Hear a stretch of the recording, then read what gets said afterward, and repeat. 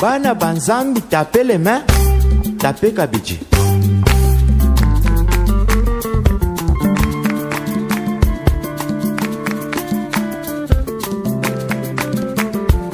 Yokana betela oli solo moko.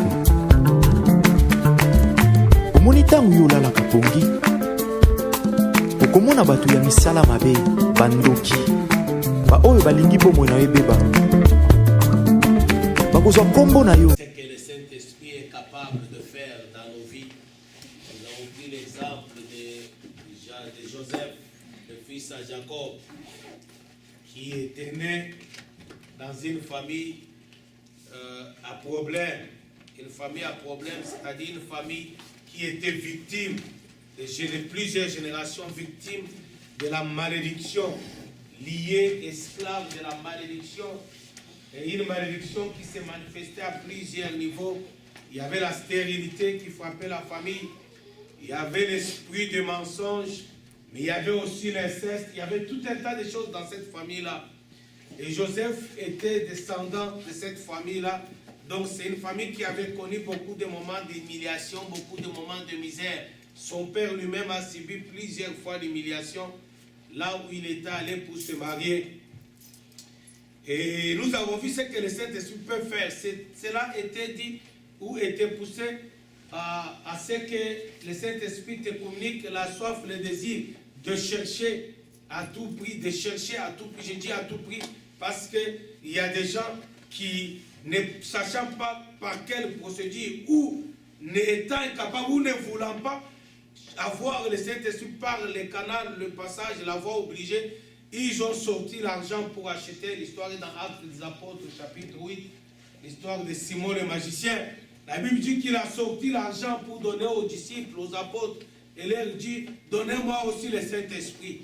Donc il y a un prix à payer, et le prix à payer pour nous chrétiens, ce n'est pas l'argent. Nous, c'est seulement notre position en Christ, le désir et la volonté, et puis prier, parce que le Saint-Esprit, c'est un don. Dieu nous a fait la promesse du Saint-Esprit. C'est une promesse que Dieu a faite pour tout le monde. Et nous avons vu ce qu'il est capable de faire dans nos vies. Il est capable de faire beaucoup de choses. Nous avons vu que le Saint-Esprit ne vient pas. Ce qui est malheureux aujourd'hui, le Saint-Esprit dans la vie des chrétiens d'aujourd'hui se limite seulement à parler en langue.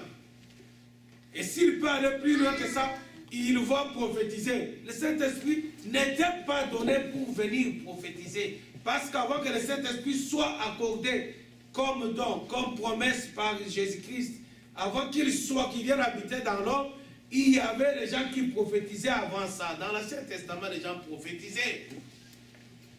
Amen, amen, amen, amen.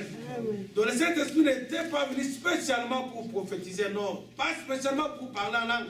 Le Saint-Esprit fait beaucoup de choses extraordinaires que prophétiser et que parler en langue.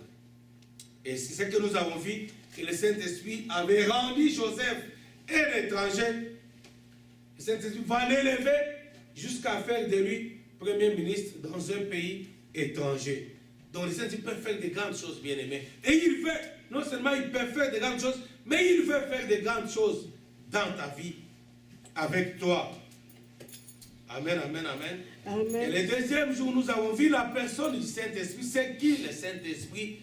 La parole de Dieu nous avait révélé que le Saint-Esprit n'est ni la puissance de Dieu, mais le Saint-Esprit c'est une personne. Ce n'est pas une puissance, c'est une personne. Et c'est une personne divine. Et c'est Dieu.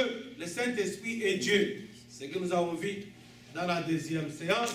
Aujourd'hui, la troisième séance, parce qu'on a vu une troisième séance aussi. Pourquoi le Saint-Esprit? Quelle est la mission du Saint-Esprit? La parole de Dieu nous avait montré que le Saint-Esprit a deux missions importantes. Deux missions principales. La première, le Saint-Esprit nous a été donné pour nous convaincre du péché. Pour convaincre du péché, Jésus-Christ avait dit, en donnant la promesse, ne quittez pas Jérusalem, où il est merveilleux, il est avantageux plutôt que je m'en aille.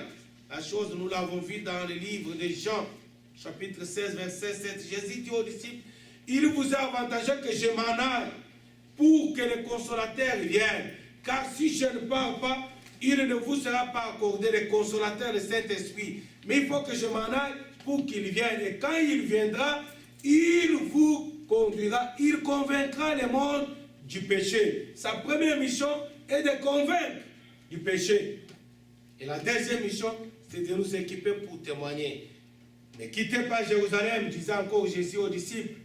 Restez à Jérusalem jusqu'à ce que vienne le consolateur, le Saint-Esprit, l'Esprit de puissance. Quand il viendra, il vous conduira et vous serez mes témoins à Jérusalem, en Judée, en Samarie, jusqu'aux extrémités. Donc le Saint-Esprit nous a été promis pour ces deux missions-là. Nous convaincre du péché. Quand il vient pour nous convaincre du péché, il ne vient pas seulement pour nous convaincre du péché, il nous convainc du péché. Et quand il accepte que ça c'est mauvais, donc il te fait voir que ça c'est mauvais, il ne faut pas faire ça. Et quand il accepte, tu reconnais que c'est mauvais, si dans ton cœur tu te répands de l'avoir fait et tu désires l'abandonner, il va encore te rendre capable d'abandonner le péché. Donc le Saint-Esprit était venu, il est là pour nous convaincre du péché, mais aussi pour nous délivrer du péché, pour nous tailler, pour nous modeler, pour nous former, en fait, pour nous transformer. Amen, amen, amen. Amen. Pourquoi pour nous transformer? Nous l'avons dit, je le répète encore aujourd'hui pour la bonne compréhension.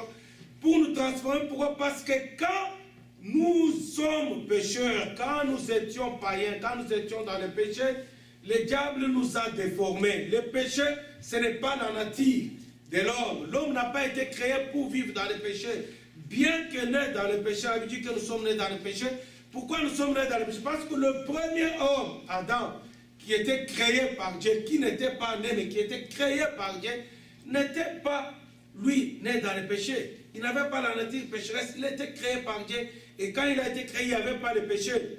C'était sa forme, il était dans cette forme-là. Une personne créée par Dieu sans péché, il devait vivre dans la présence de Dieu sans péché. Et le diable est venu le séduire et le tromper. Il a cédé au mensonge du diable. Et alors le péché est entré dans la vie. C'est à partir de l'origine du péché a commencé en ces temps-là. Le péché est entré en lui. Ce n'est pas la nature dans laquelle Dieu avait créé l'homme. L'homme avait été créé à l'image de Dieu, à la ressemblance de Dieu. Oh, Dieu est un être saint. La Bible dit qu'il est 3 fois saint et il demande à l'homme, il dit, soyez saint car je suis saint. D'autres termes, soyez comme moi, à ma ressemblance. Dieu avait créé l'homme à son image, à sa ressemblance. Le diable est venu le déformer. Il l'a déformé, il l'a enlevé à l'image de Dieu 3 fois saint. Il l'a rendu à l'image corruptible.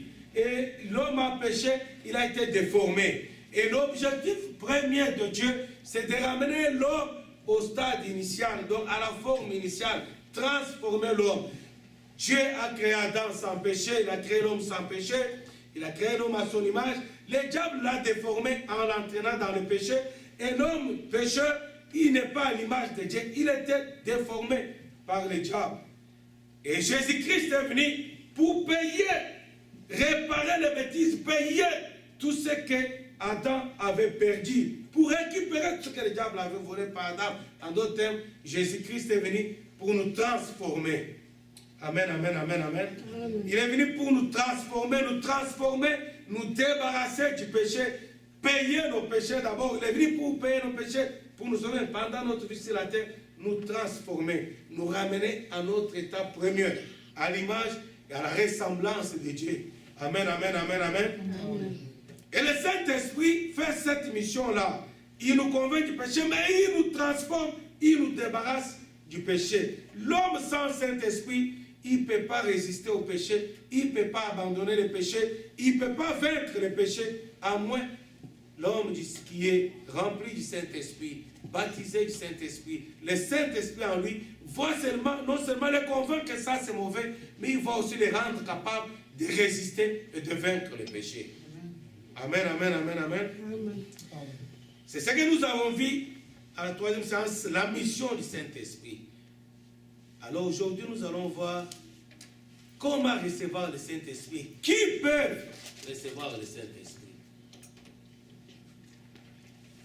Donc, sous-thème, qui peut et comment recevoir le Saint-Esprit? Qui peut recevoir le Saint-Esprit? Tout enfant de Dieu. Tout celui qui a reçu Jésus-Christ comme Seigneur et Sauveur, lui a le droit de recevoir le baptême du Saint-Esprit. La promesse est pour lui.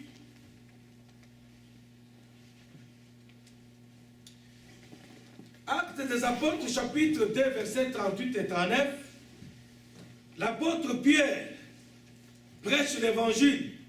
Et quand il prêche l'évangile, les gens qui l'ont écouté lui posent la question. C'est vrai, tu nous dis très bien que Jésus-Christ est le Seigneur, et Jésus-Christ est le Messie, c'est lui qui sauve. Il faut l'accepter, mais qu'est-ce que nous pouvons faire maintenant? Et Pierre leur répondit, il dit, répentez-vous. Donc qui peut recevoir Jésus-Christ? Tout enfant de Dieu, qui est enfant de Dieu, c'est lui qui s'est repenti. C'est lui qui a entendu un jour l'évangile de Jésus-Christ. C'est quoi l'évangile de Jésus-Christ? Jésus-Christ est mort pour tes péchés. Jésus-Christ t'aime. Il t'aime tellement qu'il a accepté de mourir à ta place. Il a accepté de prendre la place d'un pécheur que tu étais condamné. Il a accepté de mourir pour nos péchés. Alors si tu entends ça comme évangile, Jésus-Christ est mort pour tes péchés, parce qu'il t'aime. Il a donné sa vie pour te libérer du péché, pour te donner la vie éternelle. Il t'aime. Alors, c'est ça l'évangile. C'est lui qui a entendu cet évangile de Jésus-Christ et qui a reconnu que réellement Jésus-Christ est venu sur la terre. Il est allé à la croix, il est mort pour mes péchés, il est ressuscité, il est monté au ciel. Si tu crois que Jésus-Christ est mort pour tes péchés, si tu reconnais que tu es pécheur et perdu, si tu regrettes tes péchés et tu décides de lui donner ta vie, donc tu as abandonné ce péché-là pour lui, donc tu as accepté Jésus-Christ par la repentance. Alors le Saint-Esprit, la promesse du baptême de feu et de l'Esprit est pour toi. Et c'est ça que Pierre dit à ces gens-là, repentez-vous et que vous soyez baptisés au nom de Jésus-Christ pour le pardon de vos péchés et vous recevrez le don du Saint-Esprit qui a été promis, car la promesse est pour vous, pour vos enfants et pour aussi un grand nombre de personnes qui pourront accepter aussi Jésus-Christ comme leur Seigneur et Sauveur. Actes des Apôtres, chapitre 2, versets 38 et 39. Est-ce que quelqu'un a trouvé? Il ne faut pas que je me trompe, c'est ce qui est écrit, non?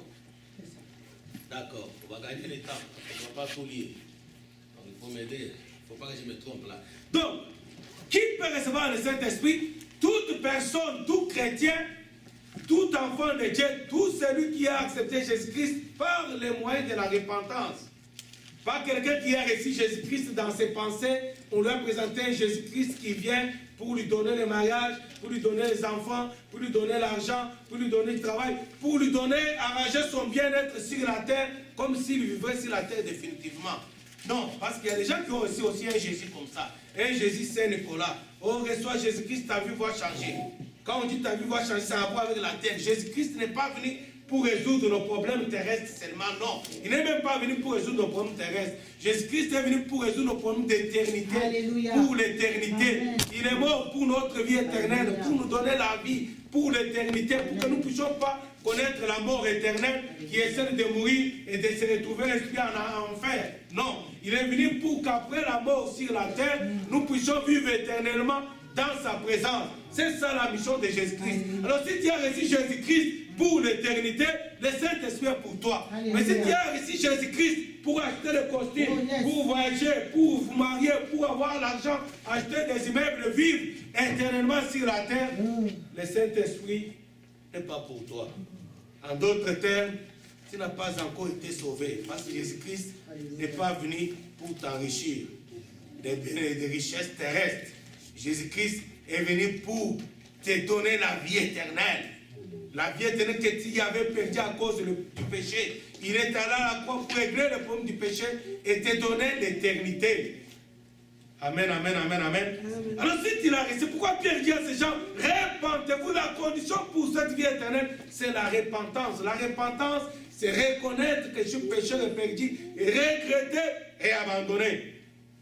Amen, amen, amen. Amen. Et dans ce texte-là, tout de suite après, Pierre leur parle comme si c'est un bonus. Donc si tu te répands, tu acceptes Jésus-Christ, alors tu vas recevoir les dons du Saint-Esprit.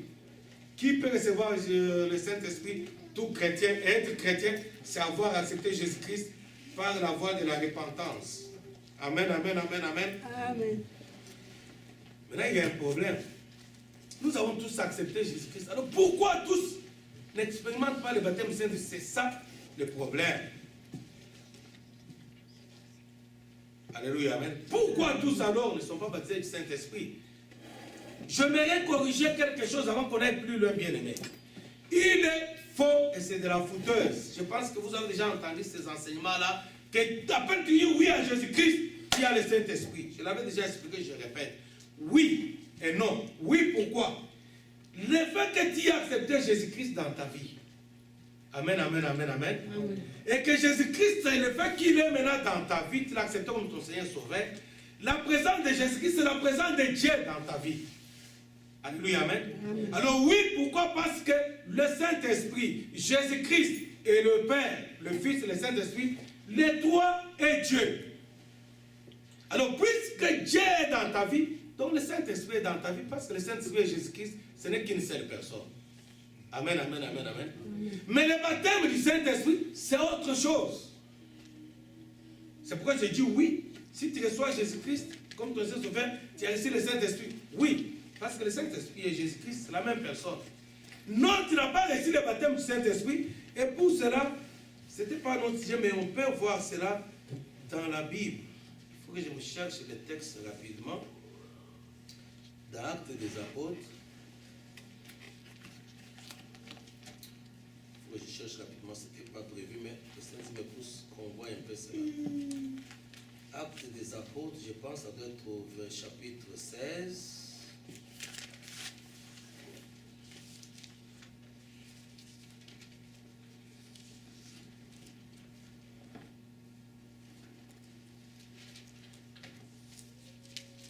Actes des Apôtres. Prenons chapitre 8. Actes des Apôtres, chapitre 8, verset 14 à 16, je pense que ça doit être là.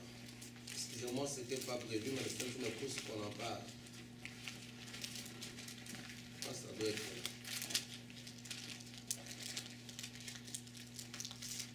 là. Les apôtres, je lis Actes des Apôtres, chapitre 8, verset 14 à 16.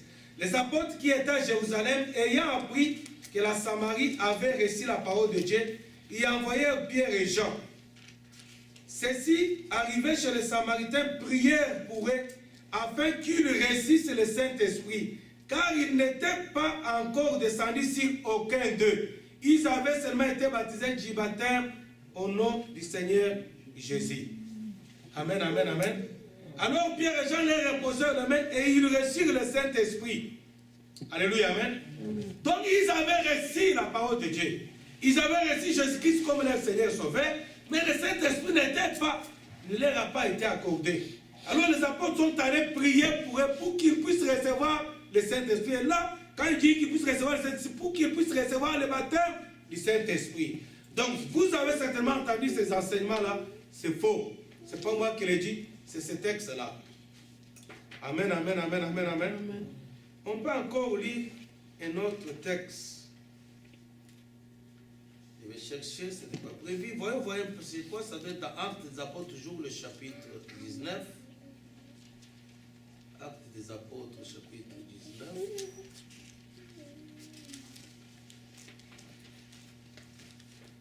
Verset 2 à 3. Verset 2 à 4. Avez-vous reçu le Saint-Esprit quand vous avez cru? Il lui répondit, nous n'avons pas même entendu dire qu'il y ait un Saint-Esprit. Amen, amen, amen, amen.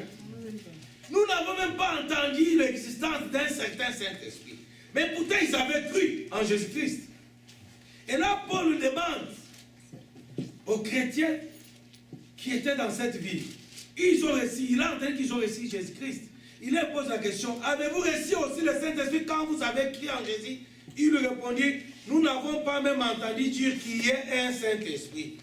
Il dit, de quel baptême avez-vous donc été baptisé? Et il répondit, du baptême de Jean. Alors Paul dit, Jean a baptisé du baptême de repentance, disant au peuple de croire en celui qui venait après lui, c'est-à-dire en Jésus. Donc Jean avait baptisé, donc ils ont reçu l'évangile. Ils ont crié en Jésus-Christ, ils ont été baptisés comme Jean l'avait enseigné. Sur ces paroles, ils furent baptisés au nom du Seigneur Jésus. Lorsque Paul leur y imposait les mains, le Saint-Esprit vint sur eux et ils parlaient en langue et ils prophétisaient. Amen, amen, amen. Donc c'est un enseignement bidon. Il faut faire attention, bien aimé, il y a plein d'enseignements Aujourd'hui, c'est un enseignement bidon. Ce n'est pas moi qui l'ai dit, c'est ces deux textes. Acte 8, 14 et 16 et Acte 19, chapitre 19, verset 2 à 4.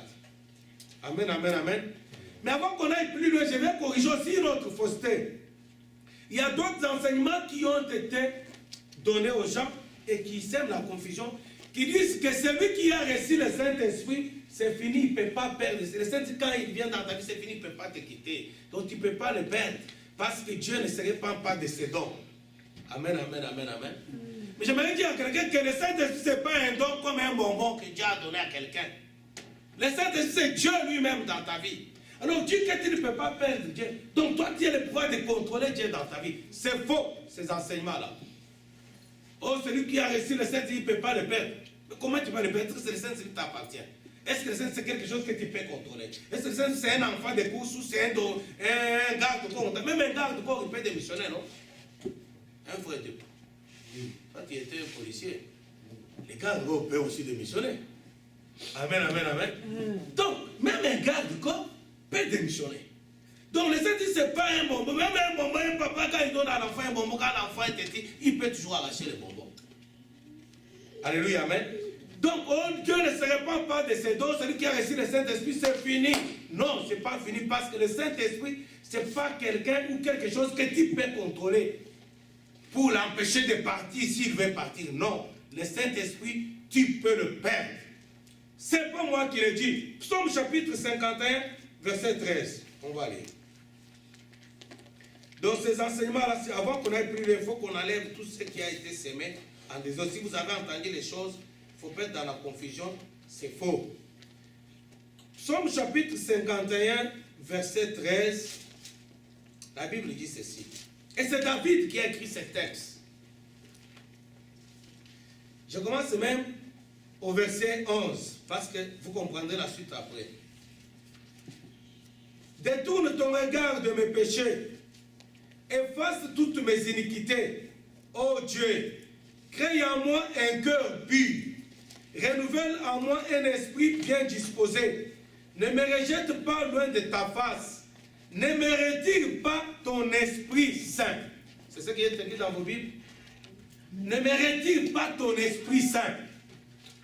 Amen, amen, amen. Amen. Donc celui qui avait promis le Saint-Esprit est capable de le retirer aussi. Alléluia, amen. C'est ce que David dit ici. Il dit, Seigneur, ne me retire pas ton Esprit Saint.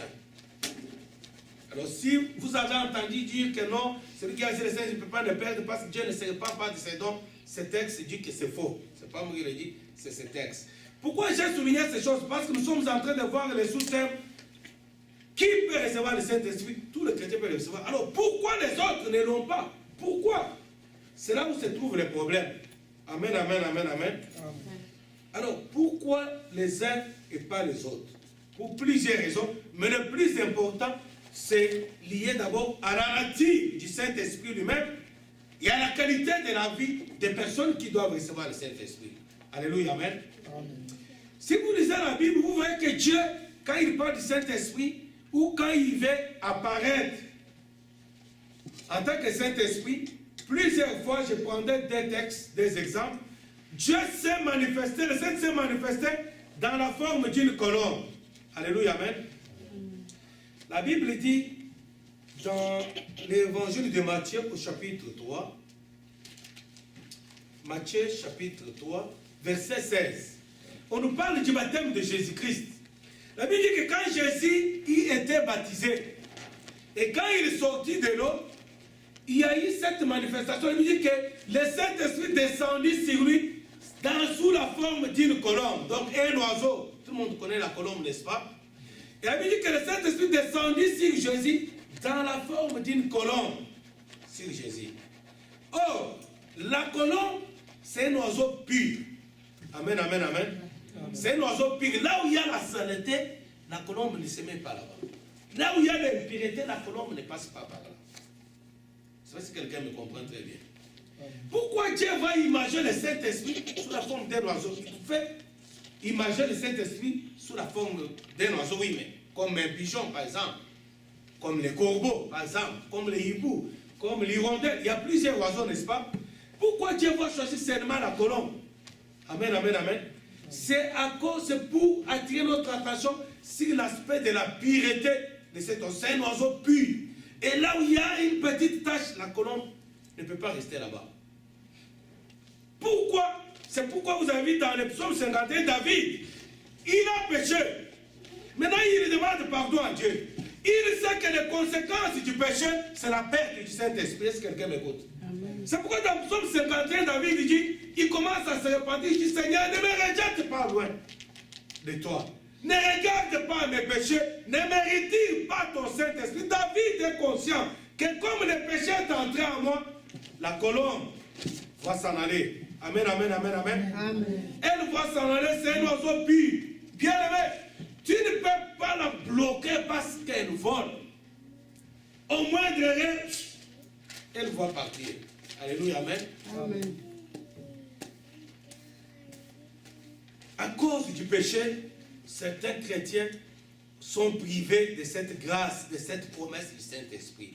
Pourquoi? Parce que la colombe ne peut pas venir. Quand le Saint-Esprit, chaque dimanche dans nos cultes, nous prions comme ce soir. On peut prier, Seigneur, envoie-nous le Saint-Esprit. Baptise-nous du Saint-Esprit. Mais quand il vient, il regarde dans ta vie. Nous allons lire un texte dans Genèse, chapitre 8, versets 4 et 12. Vous comprendrez cela. Dans Genèse, chapitre 8, versets 4 à 12, c'est l'histoire de Noé après le déluge. Vous connaissez l'histoire, on ne va pas revenir là-dedans. Noé, Dieu lui avait dit de construire l'arche parce que la pluie, 40 jours, 40 nuits. Et puis Dieu lui avait dit de mettre dans cette arche-là toute espèce, les oiseaux, les animaux. Ainsi qu'il y avait aussi la colombe dans cette arche. Mais il y avait aussi les corbeaux. Entre autres, les corbeaux, c'est un oiseau impie. La Bible les qualifie comme oiseaux impies, les corbeaux. Alors maintenant, quand 40 jours, la pluie s'est arrêtée. Après 40 jours, 40 nuits. Mais le bateau, l'arche de Noé a commencé, continué à flotter parce qu'il y avait l'eau. L'eau avait englouti et les maisons et les arbres. Tout était devenu sous l'eau. Il y avait l'eau. Donc il y avait l'eau partout. Et les bateaux étaient plus hauts. Et quand l'eau a commencé à couler, à diminuer petit à petit, alors il fallait maintenant que Noé descende, sorte sur la terre. Maintenant, il fallait qu'il lui s'assure que la terre est sèche. Tout est à sec maintenant. La Bible dit dans Genèse 8, verset 4 à 12, je vous explique, vous pouvez aller dans les textes considérés, vérifier ce que j'ai dit, parce que je ne vais pas aller pour gagner le temps. La Bible dit que Noé va ouvrir l'arche. Il va libérer la colombe. Amen, amen, amen. Il va envoyer la colombe avec la mission d'inspecter sur la terre si tout est correct pour qu'il puisse sortir. La Bible dit que quand la colombe a été libérée, elle est partie. Mais ayant inspecté sur la terre, trouvant qu'il y avait la pourriture. Vous savez, les corps des personnes qui étaient mortes dans l'eau, qui étaient noyées, les animaux, et tout ce qui était, toutes les je ne sais pas à l'époque s'il y avait des fosses septiques, les maisons étaient écroulées, toute cette saleté-là, les corps en décomposition des animaux, des hommes, des femmes, la colombe n'a pas trouvé où mettre ses pieds. La Bible bien dit, je ne sais pas quelle version vous avez, la colombe ne trouva pas un endroit où mettre ses pieds. Si quelqu'un sait ce verset-là, ce texte-là, il y a des versions qui disent la colombe ne trouva pas où mettre ses pieds. Et la colombe rentra dans l'arche auprès de Noé. Amen, amen, amen, amen. Vous le vérifiez dans le texte. Mais Noé, quand il va lâcher le corbeau, l'oiseau impie, lui, il va trouver donc les choses étaient merveilleuses pour lui. Donc l'environnement était merveilleux parce que c'est son nature. Il va rester là-bas. Il va commencer à tourner. Il n'est pas rentré vers Noé. Il était tellement à l'aise dans son environnement naturel, l'impureté. Amen, amen, amen. Mais la Bible dit que la colombe n'a pas trouvé un endroit où mettre ses pieds. Et elle rentra, elle va commencer à faire de Noé, va la voir encore jusqu'à ce que l'endroit était quand même bien sec. C'est alors qu'elle va prendre une plante pour venir montrer à Noé que maintenant c'est correct. Est-ce que quelqu'un m'écoute? Alors quand nous prions, Seigneur, envoie-nous le Saint-Esprit. Quand il vient dans ta vie, est-ce qu'il trouve un endroit pour poser les pieds? C'est là où il y a des problèmes. Le Saint-Esprit a été promis à tous les chrétiens. C'est une promesse faite à tous les enfants de Dieu, sans exception. Ni de race, ni de sexe, ni de rang social, ni de niveau intellectuel, ni personne ni de titre au niveau de l'église, pasteur, apôtre. Le Saint-Esprit, c'est une promesse qui a été promise à tout le monde. Joël a prophétisé dans les derniers jours, et nous sommes dans les derniers jours. Je répandrai mon esprit sur vos fils et sur vos filles, sur toute chair, la chair du pasteur, de l'apôtre, du prophète, du bishop, d'archibishop, et ainsi de suite, sur toute chair, sans exception. Vos filles et vos fils prophétiseront. Vos veillards auront sans exception ni de l'âge, ni de la jeunesse, ni de titre à l'église, sur toute chair. Il dit bien sûr sur toute chair. Et plus tard, il dit sur mes serviteurs, mes servants. Donc, que ce soit serviteur de Dieu sans service, le Saint-Esprit est pour toi. Alléluia, amen. Amen. Sur toute chair, je répandrai mon esprit. Mais le problème, pourquoi alors, sur toute chair, toi, tu n'as pas reçu le Saint-Esprit? Le problème, c'est quand nous prions, Seigneur, le Saint-Esprit, et Dieu lâche la colombe. Alléluia. Il vient sous la forme de la colombe. Et la colombe, quand il arriva, quand Noé l'a lâché, elle lui dit qu'elle ne trouva pas où mettre ses pieds. Et il rentra chez Noé. Le Saint-Esprit est envoyé dans toutes nos réunions. Pas seulement dimanche, même ce soir, il est là. Il est là pour toi, pour te visiter, pour te toucher, pour te conseiller, pour te guérir, pour te délivrer, pour te bénir. Mais le problème, il ne sait pas où mettre ses pieds. Et là, il rentre dans l'arche. Alléluia. Il rentre dans l'arche chez celui qui l'a envoyé. Donc, chaque jour, on l'envoie. Il vient, il visite. Il voit nos vies, nos cœurs pleins de jalousie, pleins de haine, pleins de convoitise, pleins d'impudicité, pleins de colère, pleins de je ne sais pas quoi, de je ne sais pas quoi. Il trouve, change par où se faufiler, mais il n'y a pas la place. Il ne sait pas mettre ses pieds parce que c'est un oiseau pur. Il n'habite pas dans l'impureté. Et Dieu dit, soyez saints, car je suis saint. Amen. Le Saint-Esprit est Dieu. Dieu est saint. Comment il va habiter où? Dans ta vie. Toi qui gardes, qui chéris la haine, qui chéris la jalousie, l'orgueil, la convoitise. Mais il va habiter où? C'est pourquoi, bien-aimés, si vous voyez ces soi-disant prophètes du monde de ces derniers temps, qui vivent dans le péché et qui prophétisent, comprenez que ce sont des devins. Parce que l'Esprit de Dieu, il est 3 fois saint. Soyez saints, car je suis saint. Ça veut dire rechercher la sanctification, sans laquelle personne ne verra Dieu. Alors si tu ne peux pas le voir, comment va-t-il habiter chez toi? Réfléchissons comme les hommes.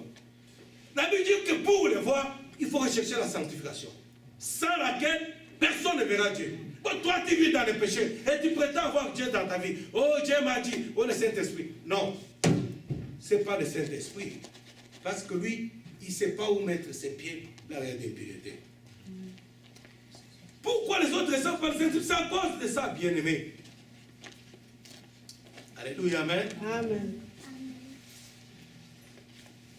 Pourquoi la colombe de Dieu?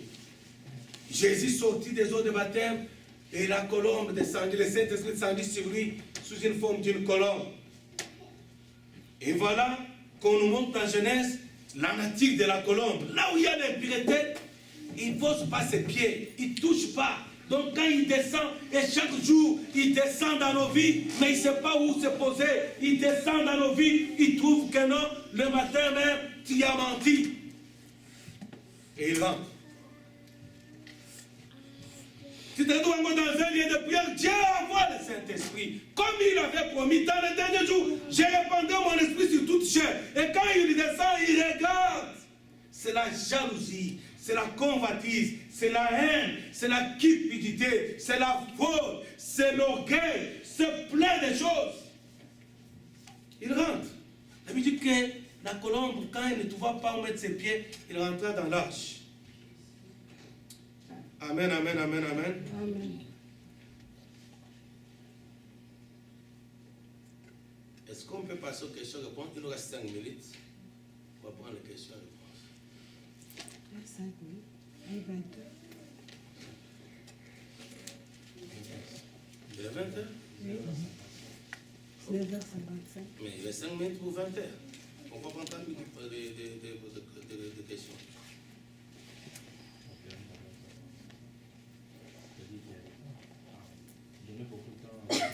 Oui, oui. Amen, amen, amen, amen. Pourquoi les autres, bien-aimés, vous avez compris? Je vais insister sur l'aspect, bien-aimés. Nous sommes privés du Saint-Esprit à cause du péché. Et quand j'aimerais parler du péché, j'aimerais aider certains bien-aimés. Quand nous sommes devenus chrétiens, c'est ce que j'ai appris, c'est ce qui arrive à tous les chrétiens. On a pensé que non, aller dans les boîtes de nuit, c'est un péché, on a vite arrêté. Gloire à Dieu. On a compris que non, aller avec des prostituées, c'est du péché. Gloire à Dieu, tu as arrêté, gloire à Dieu. On a compris qu'on ne peut pas insulter les gens en face, c'est le péché. Oui.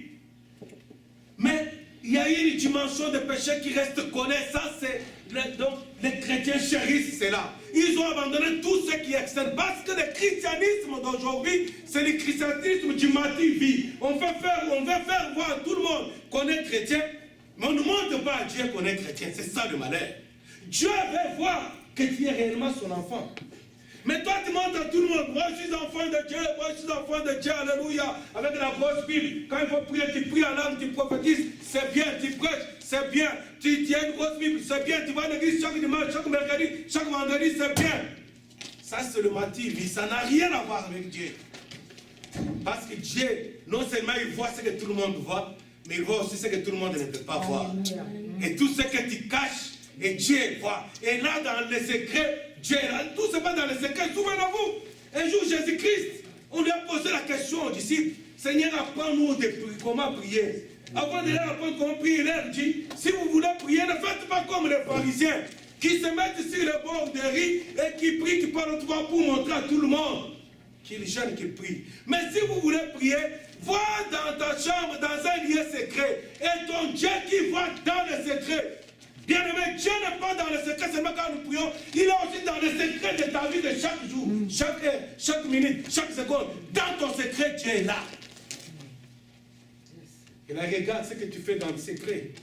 Écoutez, vous pensez que c'est ici, les gens peuvent faire, même s'il y a des braves messieurs, des braves dames qui pêchent même à l'église, qui insultent même les adultes, qui parlent mal. Mais ici, tout le monde est saint. L'église, c'est un endroit, malheureusement, dans notre ère, l'église est devenue un endroit où il y a de l'hypocrisie. Tout est hypocrisie. Du pasteur jusqu'au plus petit, tous sont hypocrites. Tous, quand ils arrivent, le pasteur montage, il change même les langages. Il change la forme, il change la façon de marcher. Hypocrisie, c'est hypocrisie. Tous les chrétiens, le dimanche, sont bien embellis. Même ceux qui ne se font jamais la beauté. Le dimanche, tout le monde est beau, tout le monde est belle, tout le monde est bien habillé, tout le monde est parfumé. Mais dans le secret, est-ce que tout le monde est comme ça?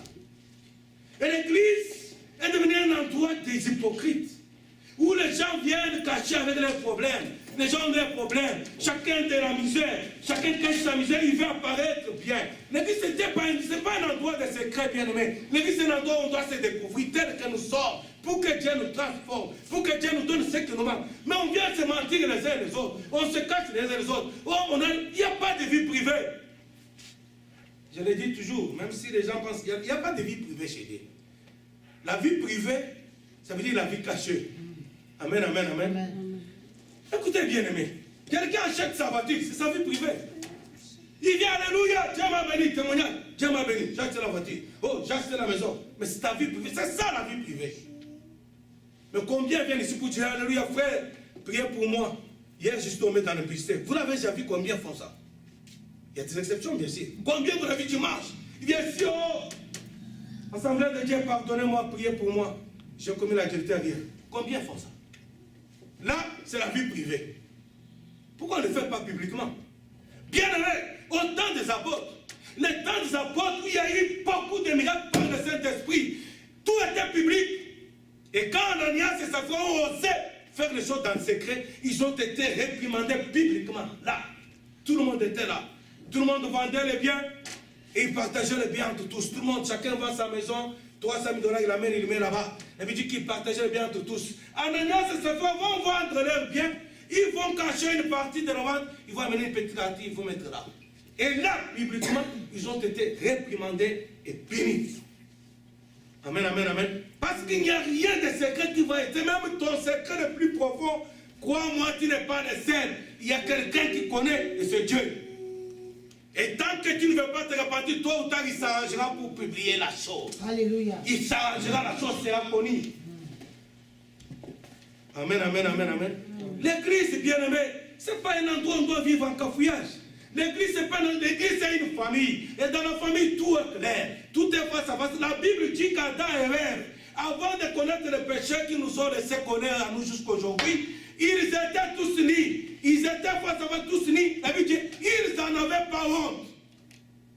Amen, amen, amen. Si tu as honte de parler avec ton frère, de parler avec ta sœur, de ce que tu as comme problème, il y a un problème. C'est déjà un problème.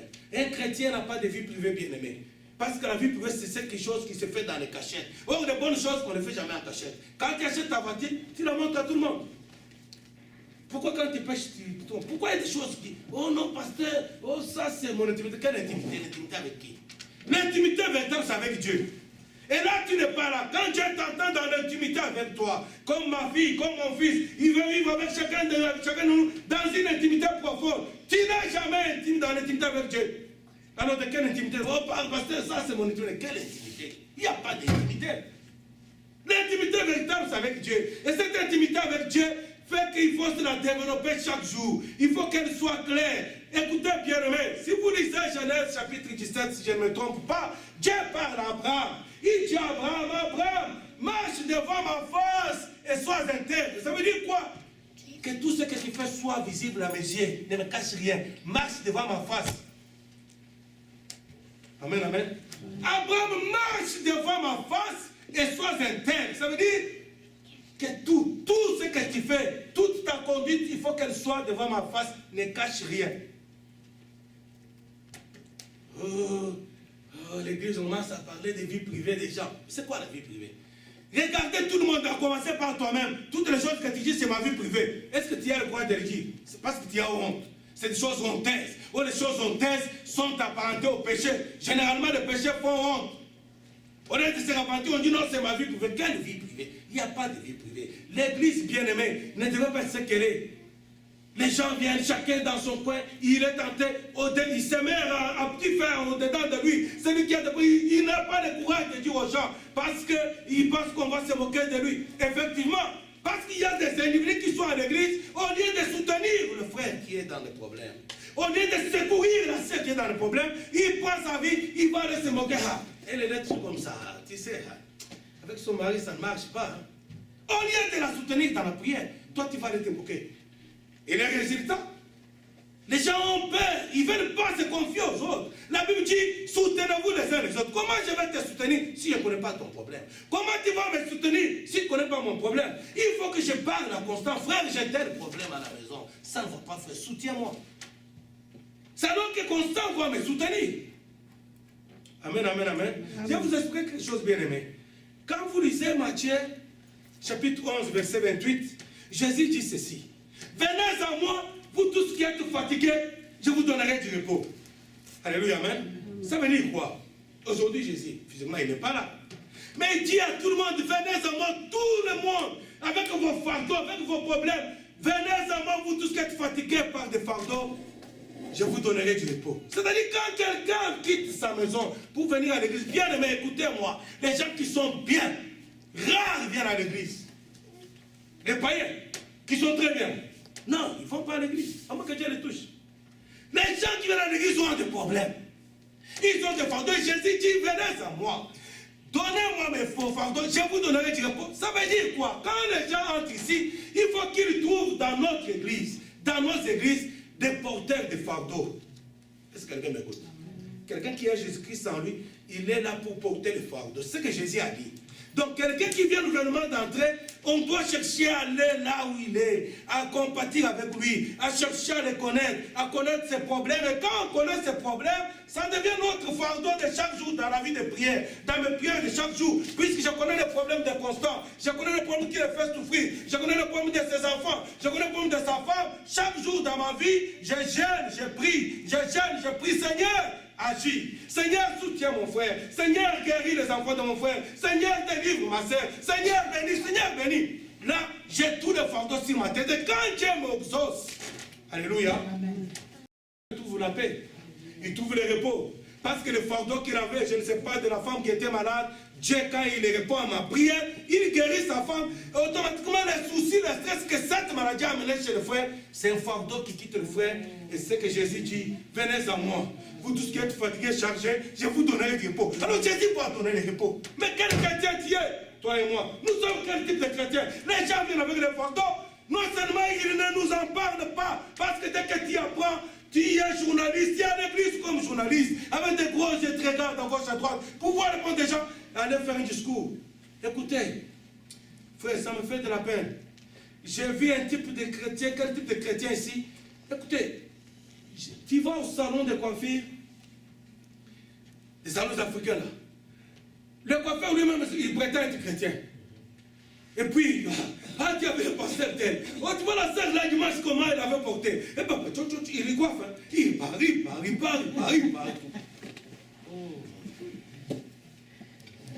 C'est pas ça l'église.